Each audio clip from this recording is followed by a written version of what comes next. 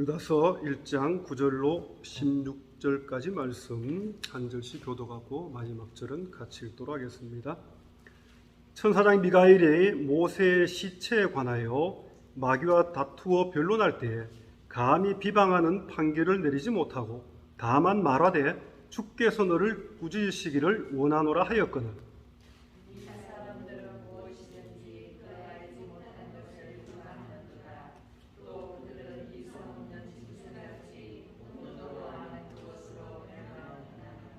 화 있을진저 이 사람들이여 가인의 길에 행하였으며 삭슬 위하여 발람의 어그러진 길로 몰려갔으며 고라의 패역을 따라 멸망을 받았도다.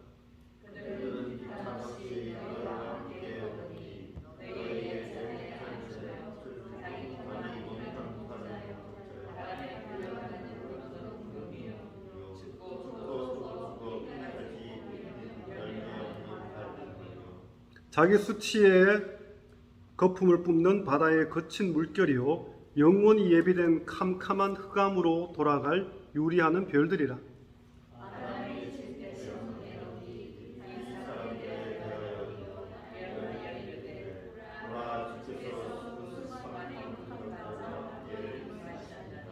이는 무사람을 심판하사 모든 경건하지 않은 자가 경건하지 않게 행한 모든 경건하지 않은 일과 또 경건하지 않은 죄인들이 주를 거슬러 한 모든 완악한 말로 말미암아 그들을 정죄하려 하심이라 하였느니라. 이 사람들은 원망하는 자며 불만을 토하는 자며 그 정욕대로 행하는 자라. 그 입으로 자랑하는 말을 하며 이익을 위하여 아첨하느니라. 아멘. 할렐루야. 한 주 동안도 무탈하셨습니까? 네, 무탈하신 분들만 계신 것 같아요. 지난주에 유다서 강의를 시작하면서 성도들을 영적 혼란에 빠뜨리는 이단 사상은 과거에도 있었고 또 지금도 여전하고 또 앞으로도 지금처럼 있을 것이다, 그런 말씀을 드렸습니다. 세상에 종말이 오지 않는 한 예수님이 다시 재림하실 때까지 이단 사상은 절대 사라지지 않는 것입니다. 그래서 가장 중요한 것이 언제 어디서든 하나님의 말씀을 가까이 해야 된다는 것입니다. 자, 가짜 진주를 골라내기 위해서는 뭐부터 알아야 됩니까? 진짜 진주가 어떠한지에 대해서 분명히 알아야지만 가짜 진주를 구별할 수 있다는 것입니다. 그것처럼 이단 사상에 넘어가지 않기 위해서는 먼저 정통신앙이 무엇인지 알아야지만 이단 사상에 빠지지 않게 되더라는 것입니다. 그래서 우리는 어떻게 됩니까? 하나님의 말씀을 부단히 듣고 읽고 연구하고 배우고 그 말씀 속에서 하나님이 내게 어떤 말씀을 하시는지 우리는 깊이 깨달아야 된다는 것입니다. 여러분, 신앙생활을 계속 한다는 건 뭘 의미합니까?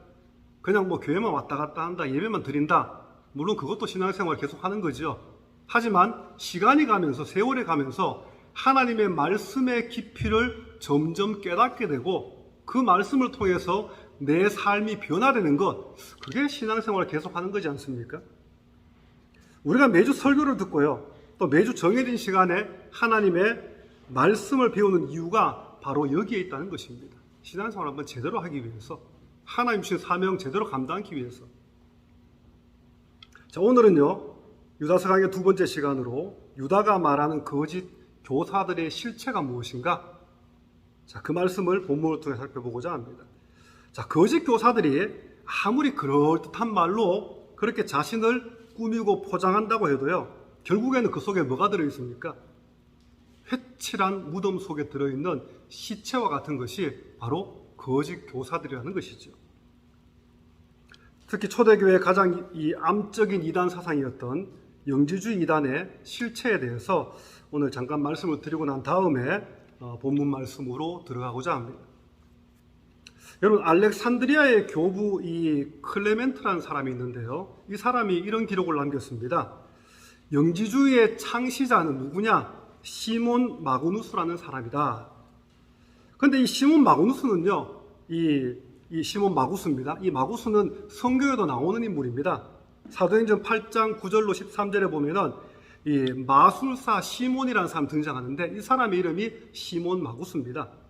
그래서 이 사람이 마술을 행해서 사람들을 크게 놀라게 하고 미혹하는 그런 재주가 있었지 않습니까? 그래서 많은 사람들에게 인기를 얻었던 사람이 바로 이 시몬이죠. 훗날 시몬 마구스에 대한 기록을 좀 더 살펴보면요, 이 사람은 공중부양을 통해서 하늘을 날아다녔다, 뭐 이런 기록도 있습니다. 여러분, 공중부양하면 혹시 떠오르는 사람이 있습니까? 뭐 지금도 가끔 매스컴에 나오는 사람인데요, 이 한국에서 이 하늘궁이라는 궁전 같은 걸 짓고요, 거기에서 사이비 종교 교주처럼 그렇게 사는 사람이 있습니다. 현재는 또 국가혁명당이라는 당을 만들어가지고 거기에 당 대표로 있으면서 매번 5년마다 대통령 선거를 하면은 그게 대통령 후보로 나오는 그런 사람입니다.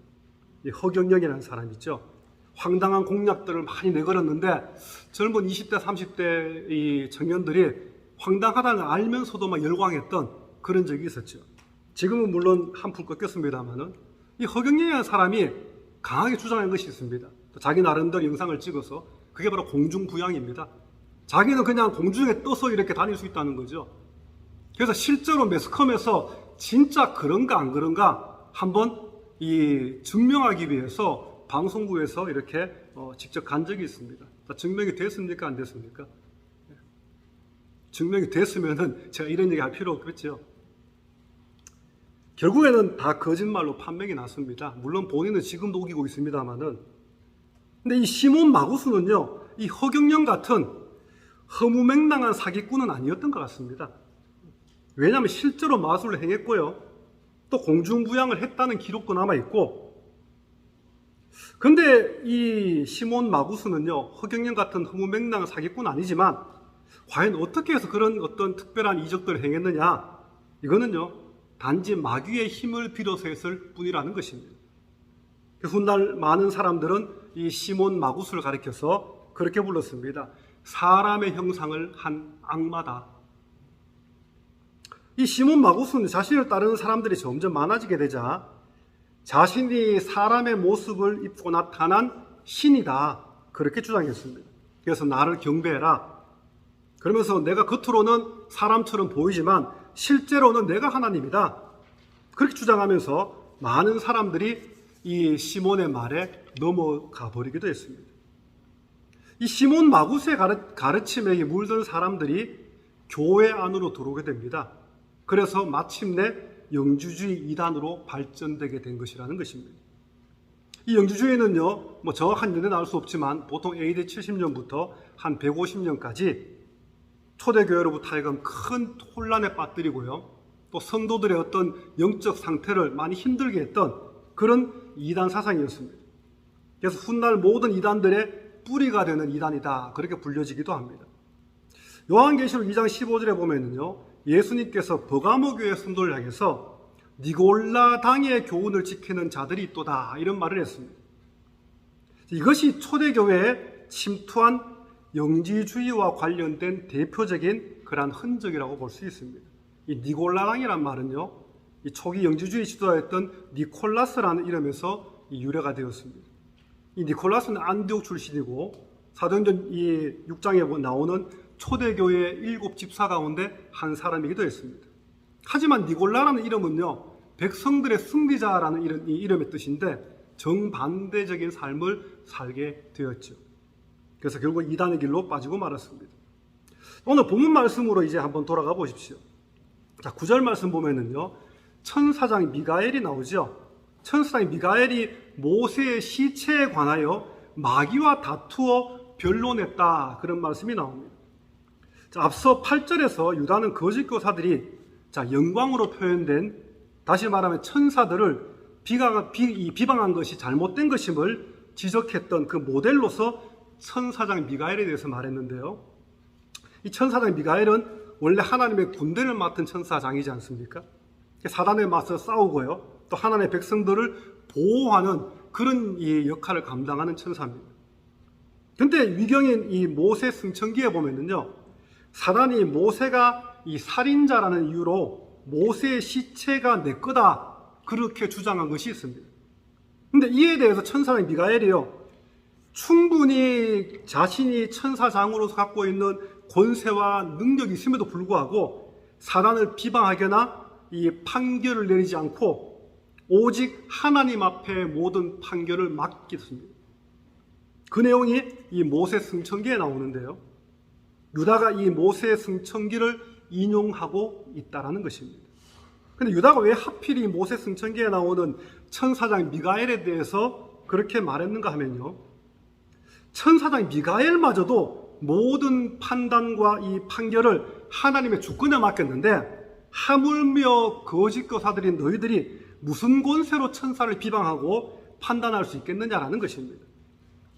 결국 이 말은요, 거짓 교사들이 천사를 비방하는 그런 행위가 잘못된 것이다, 그걸 유다가 말하고 있는 것입니다. 유다는 이들 거짓 교사를 향해서요, 본문 10절에 보면 이성 없는 짐승같이 본능으로 아는 그것으로 멸망하는 자들이라, 그렇게까지 말합니다. 여러분, 이성이나 윤리, 도덕, 이 법과 질서에 따라 살아가는 것이 아니라 그저 본능의 지배를 받고 살아가는 이성 없는 짐승 같은 사람들, 유다는 그렇게 표현합니다. 바로 영주주의 이단을 비롯한 거짓 교사들이 바로 이러한 특징을 가지고 있다는 것입니다. 자, 본문 11절 말씀 보시면은 세 사람의 이름이 나오지 않습니까? 자, 최초에 살인죄를 저질렀던 가인이 나오고, 또 모압 발락이 주겠다고 약속한 그 물질에 대한 탐욕 때문에 이스라엘 백성들로 하여금 우상 숭배와 음행에 빠지도록 했던 그런 발람이라는 사람이 나오죠. 또 출애굽에서 광야를 떠돌 때 이 다단과 아비람과 함께 모세와 아론의 권위에 도전해서 반역을 일으켰던 고라라는 사람이 나옵니다. 당을 지었죠. 그래서 고라당이라 그렇게 부르기도 합니다. 여러분, 이들 세 사람의 공통점이 무엇인지 아십니까? 화 있을진저라는 말로 대표될 수 있습니다. 다시 말하면 자신들의 악한 죄로 인해서 심판받을 수밖에 없는 자들, 그런 의미입니다. 자, 가인은요, 자신의 행위를 통해서 하나님께 인정받으려고 했지 않습니까? 근데 결국에 인정 못 받았죠. 오히려 나보다 못한 것 같은 그 동생 아벨이 인정받으니까 그 질투심에 결국에는 아벨을 죽이고 최초의 살인죄를 저질렀지 않습니까? 그런데 영지주의 이단을 비롯한 거짓 교사들이 바로 이 가인이 걸어간 길을 그대로 따라갔다, 성경은 그렇게 말합니다. 발람도 마찬가지죠. 자신의 이익을 위해서라면은 이스라엘 백성들이 죄에 빠지건 말건 I don't care 그렇게 생각했던 사람이 바로 발람이지 않습니까?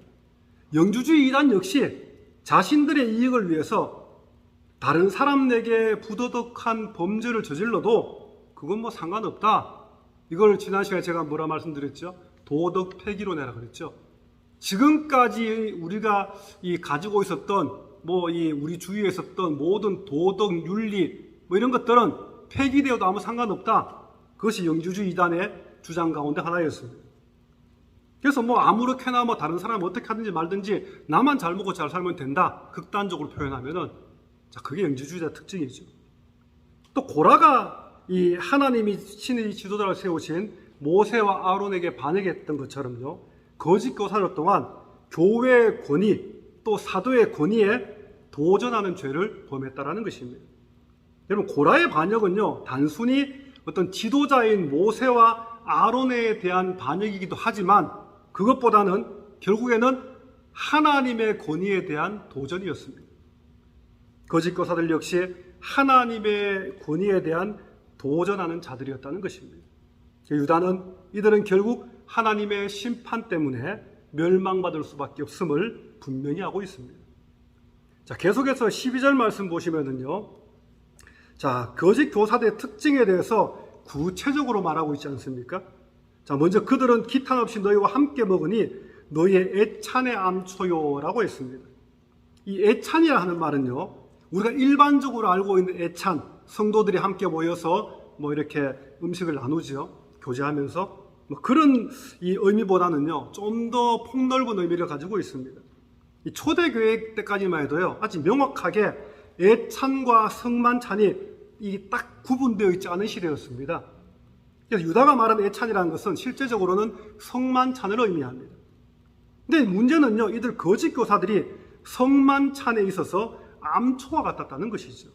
다시 말하면 성만찬에 참여할 때 하나님의 두려움 없이 함부로 참여했다는 것입니다. 자, 우리도 성찬식 할 때 어떻게 참여합니까? 이 목사가 앞에 집나는 목사가 그런 얘기하죠. 혹시라도 뭐 죄 가운데 있거나 마음에 거리낌이 있거나 그런 분들은 가능하면 이 성찬에 참여하지 마십시오. 그런 얘기를 하죠. 하나님 앞에 가능하면은 좀 정결한 모습으로 좀 세상의 어떤 좋지 않은 것들 다 해결된 다음에 그때 하나님 앞에 나와야 되는 것이 오늘날에도 성찬하는 참여하는 성도들의 자세라는 것입니다. 그런데 이 거짓 교사들, 영주주의자들은 뭐 I don't care 한 거죠. 뭐 성찬에 참여하든 말든 그냥 마음대로 살다가 죄 짓고 살다가 그냥 또 성만찬 참여하고 이랬다는 것입니다. 왜 그랬습니까? 이들은 도덕은 아무짝에 쓸모없는 것이다. 도덕 폐기론자였기 때문이었습니다. 유다는 이런 거짓 교사들의 행동 역시 거룩하신 하나님을 무시하는 것이다. 그걸 말하고 있습니다. 이들 거짓 교사를 가리켜서 또 자기 몸만 기르는 목자라 그렇게 말하죠. 이것은 거짓 교사들이 스스로 교회의 지도자라고 말하면서요, 실제로는 양을 돌보지 않고요, 자신의 이익만을 위하는 사꾼에 불과했다는 것입니다. 목자의 의미가, 이 사명이 뭡니까? 가장 존재 이유가 양을 돌보는 거지 않습니까? 양은 뭐 뒷전이고 그냥 내 한 몸만 뭐 잘 돌보고 나만 좋으면 되고 내 이익만 위해 산다면은 사꾼에 불과한 거죠. 이들 거짓 교사들이 그러했다는 것입니다. 또 바람에 불려가는 물 없는 구름이라. 이 말은요, 비가 잘 오지 않는 이 척박한 지역에서 마치 비를 뿌릴 것처럼 구름이 쫙 몰려오는데 이제 비가 내리겠지 하는데 비가 안 내리고 그냥 없어져 버리는 거죠. 한마디로 아무 쓸모없는 구름이지 않습니까? 자, 척박한 땅에는 구름이 조금만 보여도 비가 내리고 있구나 하는 기대감을 가지는데 그 기대를 산산조각 내버리는 아무짝에 쓸모없는 구름 같은 그런 존재가 바로 영주주의 이단을 비롯한 거짓 교사들이다. 그런 뜻입니다. 또 죽어 뿌리까지 뽑힌 열매 없는 가을나무라. 이 말은요, 거짓 교사들이 열매를 맺어야 할 가을이 되어도 추수할 때가 되어도 열매가 없는 삶이라는 것이죠. 왜냐하면 이들은 열매를 맺을래야 맺을 수 없는 이미 죽어서 뿌리까지 뽑힌 나무에 불과하기 때문입니다. 겉으로 볼 때 멀쩡하게 보여도 실제로는 뿌리가 건강하지 못했다는 것이죠. 자, 13절에도 거짓 교사 특징이 계속해서 이어집니다. 자, 자기 수치의 거품을 뿜는 바다의 거친 물결. 자, 이 말의 포커스는요, 이 파도에 있지 않습니다. 파도로 인해서 해변에 밀려오는 그러한 각종 더러운 것들을 의미합니다.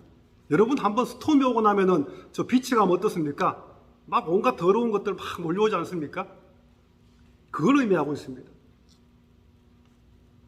거짓 교사들도요, 자신들의 삶 속에서 오직 수치스러운 행위와 언어만을 뱉어놓는다는 것입니다. 또 영원히 예비된 캄캄한 흑암으로 돌아갈 유리하는 별들이라. 이 말씀은요, 결국에는 거짓 교사들이 받게 될 영원한 심판을 시적으로 상징적으로 표현하는 구절입니다. 다니엘서 12장 3절 말씀에 보면은요, 지혜 있는 자는 궁창의 빛과 같이 빛날 것이요 라고 했습니다. 이에 비해서 이들 거짓 교사들은 그저 아무 의미 없이 이리저리 방황하다가 사라져버리는 그러한 별과 같다는 것이죠. 자, 계속해서 본문 14절 15절 말씀은요, 이게 위경인 이 에녹서에 나오는 에녹의 예언을 인용한 그러한 구절입니다. 자, 유다서를 기록할 AD 70년 80년 경에는요, 아직 우리가 가지고 있는 지금의 성경 66권, 정경이라고 그러죠. 66권이 확정되지 않은 때였습니다. 그래서 무엇이 정경이고 무엇이 위경이고 이런 구분이 없던 때였습니다. 그래서 당시의 기준으로 인정을 받고 그래도 많이 알려져 있던 이 위경인 에녹서를 유다가 인용하고 있는 것이죠.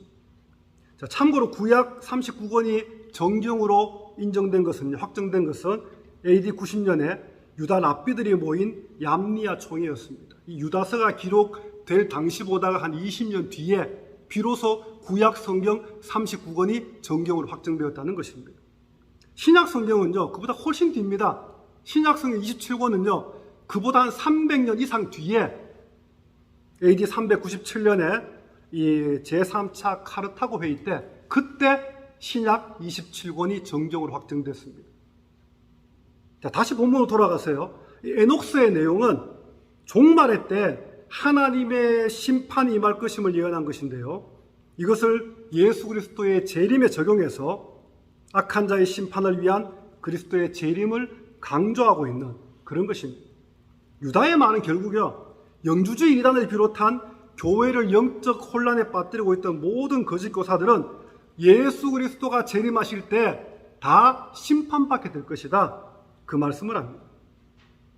이제 마지막 16절 말씀을 우리 한번 다 같이 한번 읽어보겠습니다.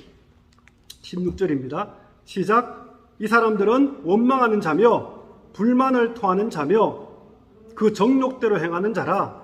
그 입으로 자랑하는 말을 하며 이익을 위하여 아첨하느니라. 다시 한번 거짓 교사들의 특징은 어떤가? 또 여러 가지로 얘기하지 않습니까? 무려 5가지로 말합니다. 간단히 한번 살펴보면 이렇습니다. 이 말씀은 역시 위경인 에녹스에서 인용한 것인데요. 자, 먼저 원망하는 자라. 이것은 출애굽한 이스라엘 백성들이 광야에서 어떻게 했습니까? 나오자마자 그 뒤에도 수탁이 있었습니다만은 하나님을 원망하고 하나님의 뜻을 거부했지 않습니까? 이것처럼 거짓 교사들 역시 똑같다라는 것이죠. 또 불만을 토하는 자, 이 말의 헬라어 원어의 뜻은요, 거짓 교사들이 자신의 몸에 대해서 늘 불만족해서 습관적으로 비판하고 불평하던 것을 가리킵니다. 또 그 정욕대로 행하는 자라고 있는데요, 이 말은요, 하나님 뜻이 아닌 그저 자기가 하고 싶은 대로 하는 거짓 교사들의 가장 기본적인 특징을 말합니다. 자기 마음대로 살다 보니까 탐욕과 방탕과 정욕에 빠진 삶을 살 수밖에 없게 되더라는 것입니다. 자, 우리가 이 세상을 살아갈 때 어떻습니까? 어떤 문화권이든 그 문화권에서 결정한 함께 이거는 지키자 하는 규범이 있지 않습니까? 그게 제일 높은 것은 헌법이고요. 그 밑에 명칭은 다르지만 어쨌든 이 룰이 있다는 것이죠. 그 룰에 벗어나면은 어떻습니까? 제재를 받지 않습니까? 그러면 안 된다. 혼나지 않습니까? 벌을 받기도 하고. 근데 그런 거 다 무시하고 살아간다면은 그 결국엔 독불장군의 삶이 되죠. 내 마음대로의 삶이 된다는 것입니다. 또 이들 거짓 교사들은요, 그 입으로 자랑하는 말을 하며라고 했는데 이 자랑이라는 말 단순히 내 잘나서 하는 그런 말이 아닙니다. 하나님을 대적하여 떠든다는 것을 의미하고 있습니다. 이들은 하나님의 계명을 멸시하고 거부하면서 도덕은 없어져야 된다, 그렇게 주장했는데 결국 이것은 하나님을 향한 지극한 교만이라는 사실을 말하고 있는 것입니다. 자, 마지막 거짓 교사의 특징은요, 이익을 위하여 아첨하는 것이라. 이것은 앞서 11절에 나왔던 발람의 특징과도 똑같은 거지 않습니까? 자신의 이익을 위해서라면 다른 사람이야 죽든 말든 아무 상관하지 않고 오직 나만을 생각하며 사는 것, 지극히 이기적인 죄악이지 않습니까? 영지주의 이단을 비롯한 거짓 교사들이 가지고 있었던 가장 기본적인 특징을 말해주고 있습니다. 이제 오늘 말씀을 정리하고자 합니다. 유다는요, 초대교회 안에 가만히 들어와서 성도들의 믿음을 병들게 하고 또 온갖 가문이슬로 이 언변을 통해서 교회를 혼란에 빠뜨리고 있던 영주주의 이단을 비롯한 이 거짓 교사들을 경계하라 그랬습니다. 할 수 있는 한 그들을 멀리하라고 했습니다. 그러면서 거짓 교사들이 어떤 사람이다라는 특징들을 여러 가지로 말하고 있죠. 이들은 하나님의 창조 질서를 거부했고요, 하나님 뜻이 아닌 자신들의 뜻대로 살았던 사람들입니다. 영은 선하고 육은 악하다고 하는 그러한 이 영육 이원론을 주장했죠. 그러면서 예수님의 성육신까지도 부정한 사람들이었습니다. 예수님은 마치 환상을 보는 것처럼 그저 겉으로 볼 때 사람의 몸을 입고 오는 것처럼 보였을 뿐이라는 것이죠. 그래서 예수님의 이 성육신을 가리켜서 뭐라고 불렀습니까? 기독 가연설이라, 독해 트짐이라, 이런 신학적인 용어로도 부르게 됩니다. 예수님은 단지 인간의 몸을 입고 오신 것처럼 보였을 뿐이라는 것이죠. 이들은 앞서도 말했지만 도덕 폐기론을 주장했고요, 그러면서 악한 육신은 단지 영혼을 가두는 껍데기에 불과하기 때문에 껍데기는 어차피 폐기 처분될 거 마음대로도 아무 상관없다. 그런 삶을 살았습니다. 결국 연주주 이단을 비롯한 거짓 교사들은 성도의 믿음을 망쳐버리고요. 교회를 무너뜨리는 자들이었습니다. 그렇기 때문에 그들의 실체를 분명히 알고 결코 그들의 가르침에 따라가지 말라는 것이 유다가 유다서를 통해 우리에게 주는 교훈의 말씀입니다. 여러분, 지금도 여전히 세계 곳곳에 수많은 이단들이 있지 않습니까? 교회를 혼란에 빠뜨리고 있고요. 성도들을 영적으로 그 영혼을 병들게 하고 영혼을 갉아먹고 있습니다. 특히 코로나 때문에 교회가 더 어려워진 지금 우리가 목숨 끝까지 붙잡아야 되는 게 있지 않습니까? 바로 하나님의 진리이신 말씀을 우리는 붙잡아야 됩니다. 이 말씀 속에 구원이 있고 이 말씀 속에 생명이 있고 이 말씀 속에 성도가 걸어가야 할 믿음의 길이 있다는 사실을 여러분 믿으시기 바랍니다. 아무리 힘들고 어려운 상황 가운데서도 하나님의 진리의 말씀을 붙잡고 그렇게 신앙생활하는 저와 여러분 되시기를 주님의 이름으로 축원합니다.